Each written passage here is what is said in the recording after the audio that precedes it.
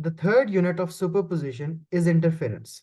दखल किया, अब वेव्स ने आपस में इंटरफेयर हो गई हैं।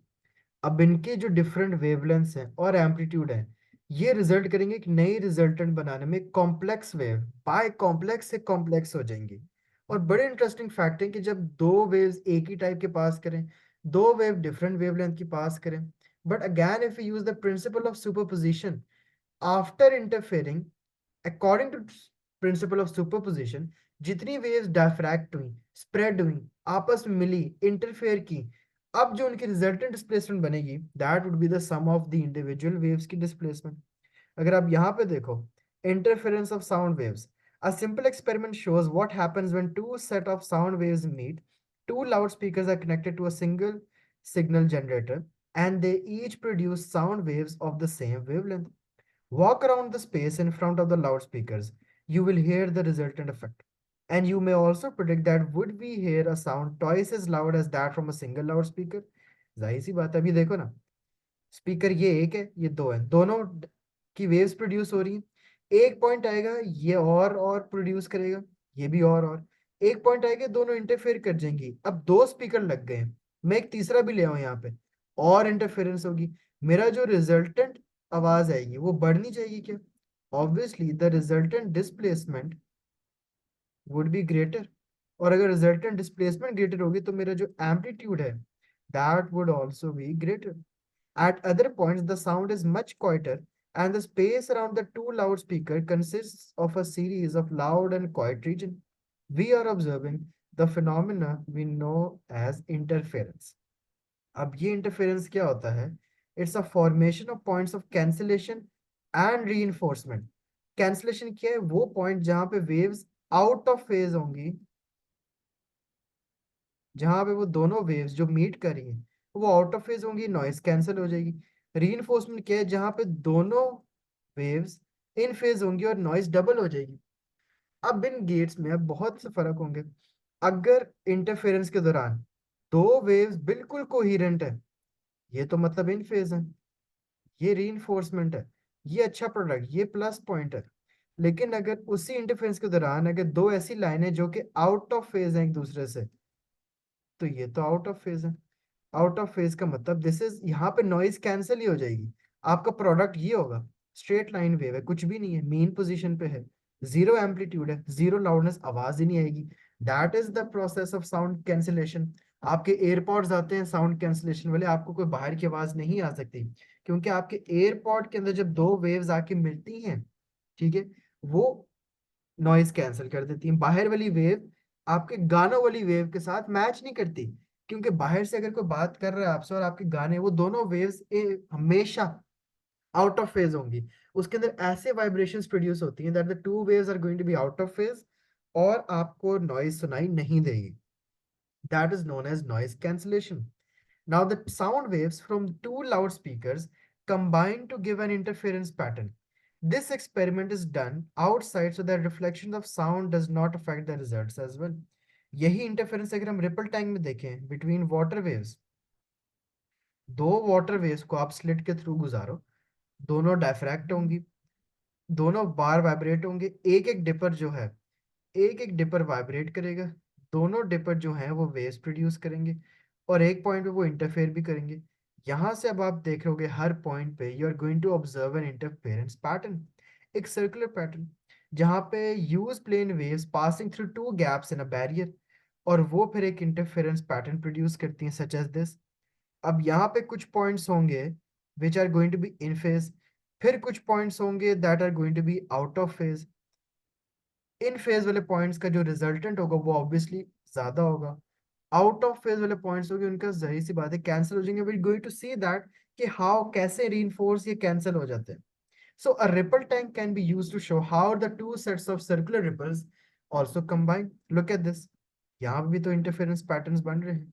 Now how do you explain this concept of interference in easy words? Figure 13.14 ने आपको ऊपर दिखाया कि how does interference rises.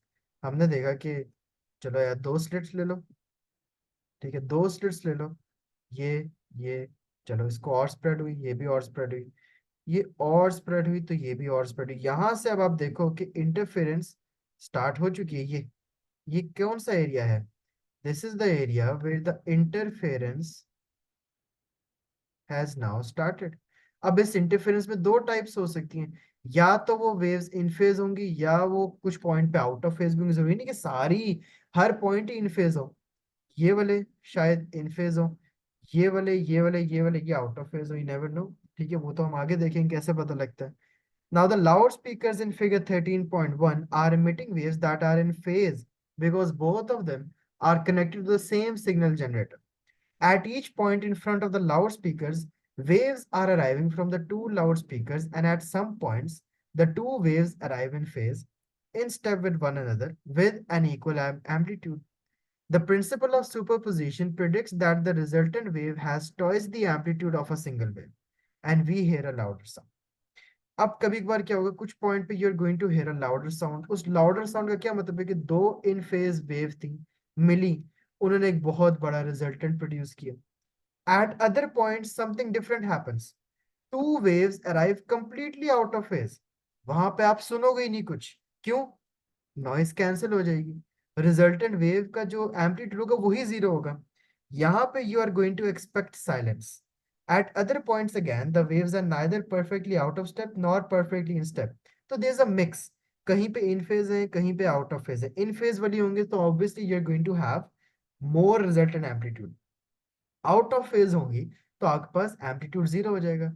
So where two waves arrive at a point in phase with one another so they add up, we call this constructive interference. जब दो waves जो मिलेंगी वो आपके पास आपस में क्या हो, इन फेज हो, कि उनका जो रिजल्टेंट एम्पलीट्यूड है वो बहुत बड़ा। फिर एक दूसरा आता है जहां पे वो कैंसल आउट करती है, उसको हम कहते हैं डिस्ट्रक्टिव इंटरफेरेंस। डिस्ट्रक्टिव इंटरफेरेंस वो है जहां पे वो जो दो वेव्स मिली हैं वो आपस में आउट ऑफ फेज है, उनके जाहिर सी बात है डिफरेंट एम्पलीट्यूड होंगे, और जो उनकी रिजल्टेंट वेव बनेगी that is going to be zero. समझ आ गई? हाँ जी सर, समझ आ गया। लुक एट दिस, यहाँ पे कंबाइन हो रही दोनों वेव्स इन फेज थी तो उनका प्रोडक्ट देखो, लाल वाली वेव कितनी स्ट्रांग है। अब यहाँ पे दोनों आउट ऑफ फेज है, प्रोडक्ट देखो जीरो है। ये लाल लाइन देख रहे हैं, ये लाल लाइन तो जीरो पे है क्योंकि आउट ऑफ फेज है। एदा क्रेस्ट ऊपर कैंसिल। है तो उस वक्त उसका ट्रफ है। अब यहाँ पे अगर उसका ट्रफ आ रहा था तो उसका क्रेस्ट है, तो कितना डिफरेंस, डिफरेंस तो है। ठीक है, क्रेस्ट के सामने क्रेस्ट तो नहीं था, ट्रफ के सामने ट्रफ तो नहीं था। अगर ब्लू का क्रेस्ट है तो येलो का ट्रफ चल रहा है, येलो का क्रेस्ट था तो ब्लू का ट्रफ था। This is out of phase, तो आपके पास जीरो एम्पलीट्यूड बना है।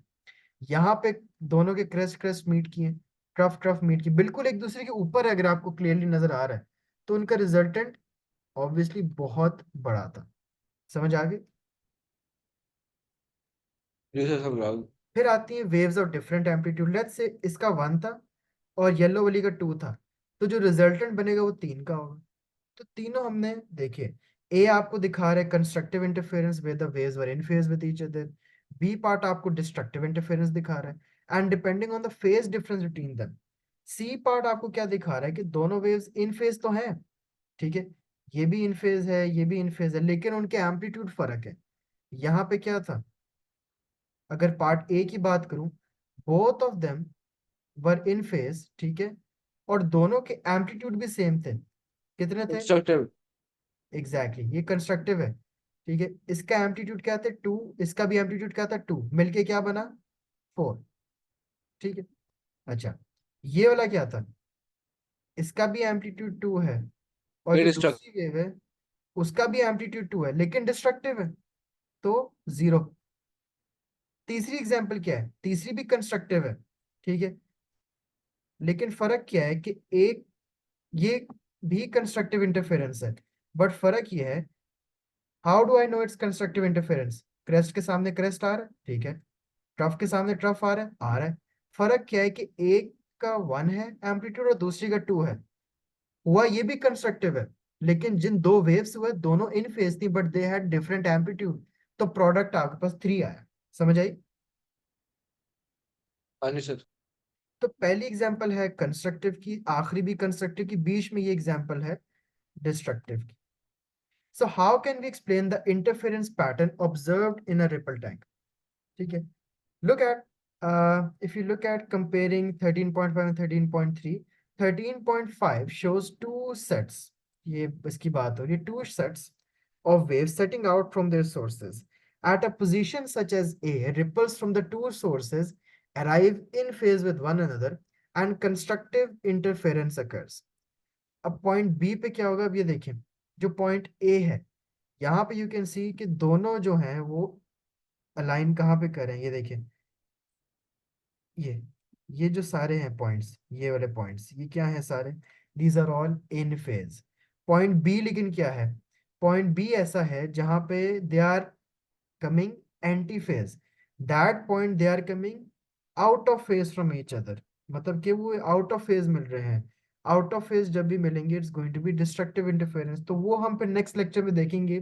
एक मैंने बहुत बड़ी डायग्राम बनानी है आपके वो डबल स्लिट वाली की, जहाँ पे इंडिविजुअली फिर हम पाथ डिफरेंस, कोहेरेंस वेव क्या होती हैं, और उस सबको फिर वहां से डिस्कस करेंगे. And you will get this, that what are path difference in constructive interferences and what are path differences in destructive interference. वो अभी कराऊंगा, फिर बहुत ज्यादा हो जाएगा, वो याद नहीं रहेगा ना तब तक. और फिर आगे आपके पास you have this interference of microwaves and all of that as well. Overall एक बेसिक आइडिया समझ आ गया सुपरपोजिशन का. हाँ जी, समझ आ गया. ऑलराइट.